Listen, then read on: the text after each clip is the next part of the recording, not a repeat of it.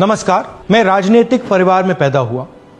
जब मैं छोटा सा था 1980 में प्रियंका और मैं घर में लेई बनाते थे, रात को निकलकर पोस्टर चिपकाते थे। चुनाव समझता हूं। 20 साल से मैं स्वयं चुनाव लड़ रहा हूं। पोलिंग कैसे होती है, पोलिंग बूथ कैसे मैनेज किया जाता है, वोटर लिस्ट, फॉर्म 17, ये सब मैं गहराई से समझता हूं। कुछ समय पहले हमें दाल में काला लगा। चुनाव के नतीजे आते थे, मूड एक तरीके का होता था, रिजल्ट दूसरे तरीके का। मुझे याद है उत्तराखंड में हम चुनाव हारे। बाद में मैंने कैंडिडेट से पूछा कि जहां रोड शो हुआ था वहां जाके देखिए हमें कितने वोट मिले। हजारों लोग आए थे, पोलिंग बूथ में किसी ने वोट नहीं किया। यह असंभव था, यह हो ही नहीं सकता। उसके बाद छत्तीसगढ़ और मध्य प्रदेश के रिजल्ट, हमें लगा कुछ ना कुछ गलत हो रहा है। 2018 में मध्य प्रदेश में चुनाव होता है, हम जीतते हैं। हमारी सरकार चोरी हुई थी। 2023 में चुनाव होता है, मैंने अपने आंखों से भारत जोड़ो यात्रा में देखा, भयंकर एंटी इनकम्बेंसी, और हमें 65 सीट मिलते हैं। इम्पॉसिबल, हो ही नहीं सकता। और फिर महाराष्ट्र में पहली बार हमें सबूत मिला।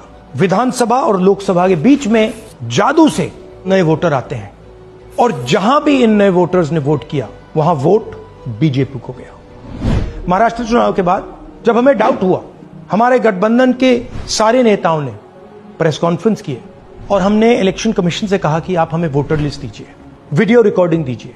इलेक्शन कमीशन ने मना किया। ना उन्होंने हमें वोटर लिस्ट दी और ना उन्होंने वीडियो रिकॉर्डिंग दी। डाउट हुआ, क्यों नहीं दे रहे, क्या कारण है? तो हमारे दिमाग में सवाल उठा, क्या इलेक्शन कमीशन बीजेपी की मदद कर रहा है? क्या इलेक्शन कमीशन ही इलेक्शन को चोरी करवा रहा है? इसके बाद हमने एक टीम सेटअप की और हमने उन्हें कहा कि आप जाइए, एक कंस्टिट्यूएंसी में जाके ढूंढिए, सच्चाई ढूंढिए, किस प्रकार से चीटिंग की जा रही है, किस प्रकार से यह काम किया जा रहा है और कौन कौन इस काम को कर रहे हैं। सबसे महत्वपूर्ण बात यह है कि इलेक्शन कमीशन डिजिटल डेटा नहीं देता है, फिजिकल डेटा देता है। मतलब लाखों कागज में वोटर लिस्ट दे देगा, मगर डिजिटल वोटर लिस्ट किसी को कभी नहीं देता है। क्यों नहीं देता? कारण क्या है? कारण है कि अगर डिजिटल डेटा मिल जाए तो इलेक्शन कमीशन की सच्चाई पूरे देश को पता लग जाए।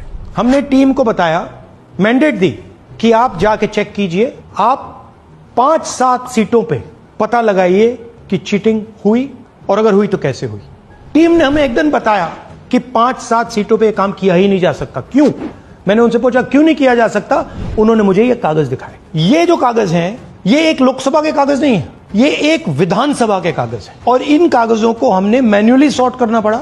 और पूरा का पूरा काम जो हुआ है, इसमें 6 महीने लगे हैं, और एक असेंबली सीट में हम ये काम कर पाए हैं। क्यों? क्योंकि डिजिटल डेटा नहीं दिया जाता। अगर इलेक्शन कमीशन ने हमें डिजिटल डेटा दिया होता तो हम ये कार्रवाई पूरे देश में, हर लोकसभा में, हर विधानसभा में 15 मिनट में करके दिखा देते। हमारे पास अनलिमिटेड रिसोर्सेज नहीं है, इसलिए हमने ये रिसर्च सिर्फ एक लोकसभा में, एक विधानसभा सीट में की। मगर मुझ में अब पूरा भरोसा है कि ऐसी 100 से ज्यादा सीटें हैं हिंदुस्तान में।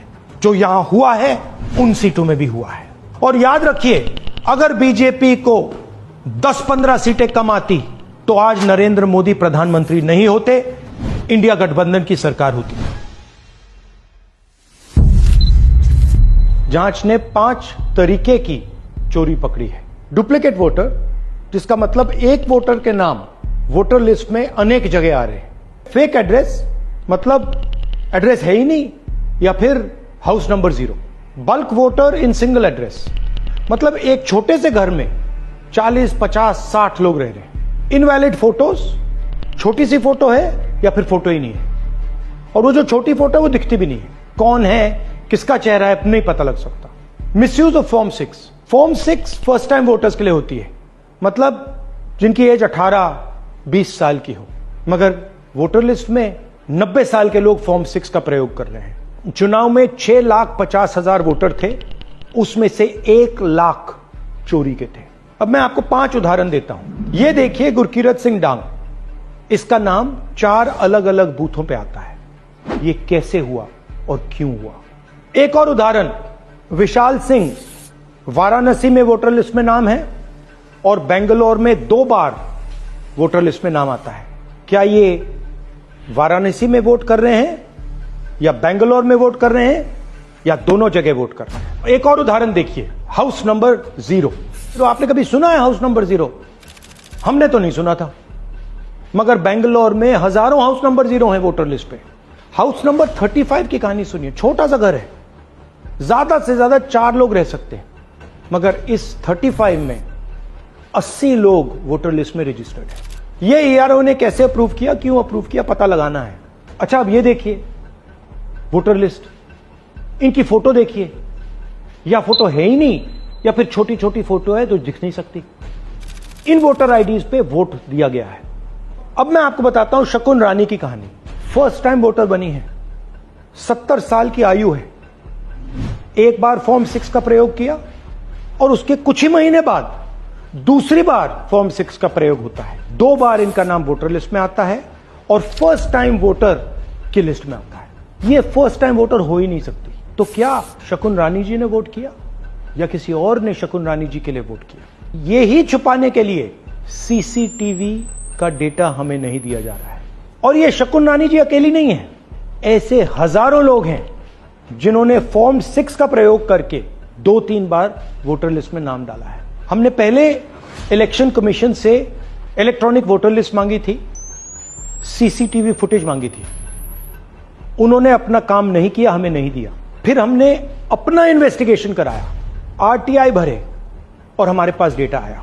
भाई और बहनों, सच्चाई यह है कि हिंदुस्तान में इलेक्शन कमीशन और बीजेपी मिलकर इलेक्शन चोरी कर रहे हैं। यह पूरा का पूरा सबूत ब्लैक एंड व्हाइट में आज हमने आपको दिया है। इलेक्शन कमीशन जानता है कि हमने उनकी चोरी पकड़ ली है, इसीलिए एसआईआर आया है। यह एसआईआर जो है इंस्टीट्यूशनलाइज चोरी है। इलेक्शन कमीशन खुलकर बिना डरे बीजेपी के साथ मिलकर चोरी कर रहा है। और ये जो एसआईआर है, इसका लक्ष्य गरीबों का जो हक है, उनका वोट जो है, उनसे चोरी करने का है। मैं आपको एक और बात बताना चाहता हूं। इस पूरी इन्वेस्टिगेशन में हमने वोटर एडिशन को देखा है, मगर जितना एडिशन होता है शायद उससे ज्यादा डिलीशन होता है, सबट्रैक्शन होता है।